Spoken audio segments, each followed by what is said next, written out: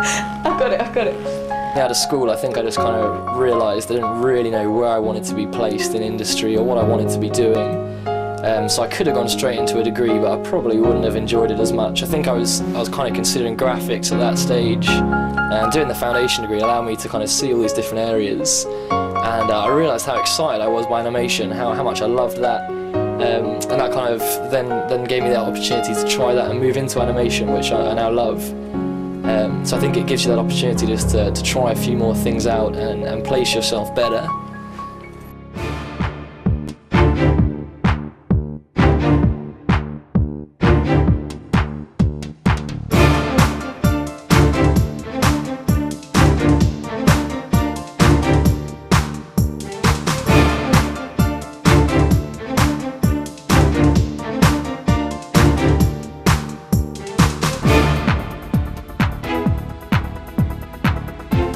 What inspired you to go into animation? I think probably initially it was, I used to enjoy this kind of like science fiction things, Yeah. sort of like the Star Treks and the Star Wars and all that, and I think probably if I went back and looked at my earliest animations, it was tending to be all spaceships and space scenes and things like that. So and then I got into doing kind of characters and how fun it was to actually create a character out of nothing, to just kind of start with a box and end up with something that's actually got a personality and that you can do anything with. So yeah, and that was always quite enjoyable. What are the skill gaps that you've identified in the animation sector? Basically, there are a lot of areas that are missing, in my opinion, and I think some of those are the teaching of the fundamentals of animation, and the reasons why you're learning what you're learning, and then how to actually expand on those aspects to be more creative. What makes a good animator? A great place to start. It's might be a bit of a shameless plug. This book is like the Bible for animators. It's by the guy who actually animated Who Framed Roger Rabbit. I don't know if you've seen that, but it's a really great book. So something like this is a great place to start to get to thinking. So he goes through kind of the basic movements. I mean, all you're doing in animation is faking movements, so it's getting a series of stills to look like things are moving. So it's thinking about kind of timing and movement. I mean, even in a digital world, so when you're working 3D animation on a computer, the basics start here. So what does movement look like? All the different shapes here of how a person moves, how they bend. How can a foundation degree help fill the gaps in the animation sections that the degree at the moment isn't filling? I think if the foundation degree is set up properly, and it's set up in stages. So right from the beginning, the student has an understanding of all the basic principles, right from hand drawing, hand drawing sketches and animation and storyboarding, the script and elements of the script where they should be involved in it at certain aspects, and actually having input with the storyboarding and with the concept art and stuff to make sure that everything's strong and rigid. It's a whole thing of planning.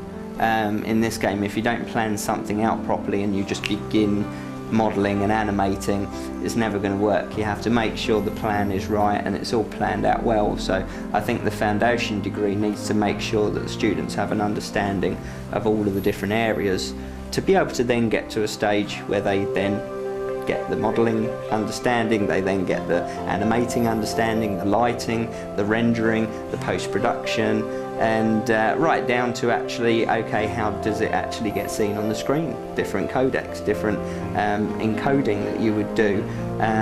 What's the difference between NTSC and PAL? I mean, just those sort of, fundamental things. I mean, high definition now, you've got full HD 1080, you've got 720, you've got sort of like the in-betweens that these TVs are giving different resolutions and things, and it's understanding, why should we do something 1080 or 2K or 4K, and that's making sure that that foundation degree covers those sort of aspects. What will the role of creation studios be in actually helping with the foundation degree, helping students in gaining that all-important work experience and gaining the skills that they need? I think there's a couple of areas there. we've got quite experienced people on our staff and within our team that we would look to actually send out to the college to work with the lecturers and work with the students on a regular basis, and also have the students come in here. Obviously we've got this cinema set up where we can have kind of like 15 students at a time, and do a mixture of different things. That would be getting them used to a studio environment and an understanding of the real world, as it were, and sometimes the pressures and things that are related to the real world, and then also an understanding of all of the technology and the equipment and stuff. Things like we've obviously got the in-house render farm and post-production suites and different things like that, on how we do different things, and some of the techniques that we use in-house, as well as, you know, within the university or within the college or the university as well. So they can see a difference between kind of like within an educational environment and within the real life world. Completely selfish from our point of view, but obviously one of the reasons from the course and the looking in the educational side was purely because, you know, it's ideal for us to actually spend a couple of years with students and go, oh wow, that one was fantastic, that was fantastic. We'll be offering them a job. I think for the first year, where I was saying it's important to have all a basic understanding, I think for perhaps the second year, that's important then to actually put all of that understanding into practice. And I personally feel a good way of doing that would be for the students to actually create a short from start to finish, right from developing their own scripts, their concept art, their storyboards, right through to obviously modelling, animating, and finishing up with something that's on a DVD that could be presented and possibly even put into award ceremonies and things like that, and the students could get something out of it. And two good aspects: it gives everybody an understanding of start to finish with a project, and it gives them the potential of getting some kind of reward at the end of it with the awards and things, and also for their show reel, which is the most important thing from my point of view.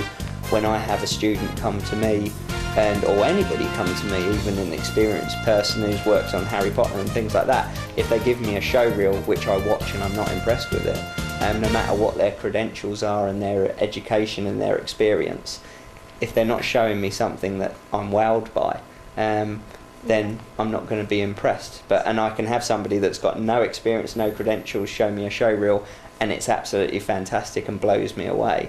And you know, that's what it's all about. So, do you deem artistic skills more important than computer skills? Would you prefer an animator to be able to work well with a computer, or to have the essential drawing skills in order to develop characters and actually produce them? There's a choice really, because I think if they haven't got the experience and they've not at that point targeted particular area, then they either need to show a good all-round understanding from a generalist point of view, but with a look to be going towards a particular area, or there's the other side, which is they've already decided that they're going to focus on character animation, they're going to focus on lighting or post-production, and therefore what they're showing is the best elements of that particular area they're going to focus on. I mean, the main thing with any show reel is just make sure you've only got your best stuff in. Never put any. If there's anything in there that you're not happy with, don't put it in, because if you're not happy with it, then the likelihood is that the person that's watching it isn't going to be impressed. You're going to be judging an animation competition with Harlow College for their media conference. What are you looking for in the animation films? What will make it stand out, make it special, and probably even win the competition? Yeah, so I think even from a short story, seeing a creative and enjoyable story, whether it be fun or whether it be whatever it could be be violent, it could be romantic, anything. So, but yeah. And what prizes would you consider giving to winners or runners-up? I think we've talked about a couple of actual sort of physical prizes. I think we said about some iPods and different things like that, and obviously spending some time in the studio, perhaps a week or a couple of weeks in the studio, and actually spend some time in here. We'll give you some real work to do, and it should be a fun time. I think the more that students can be involved in the real world, the better.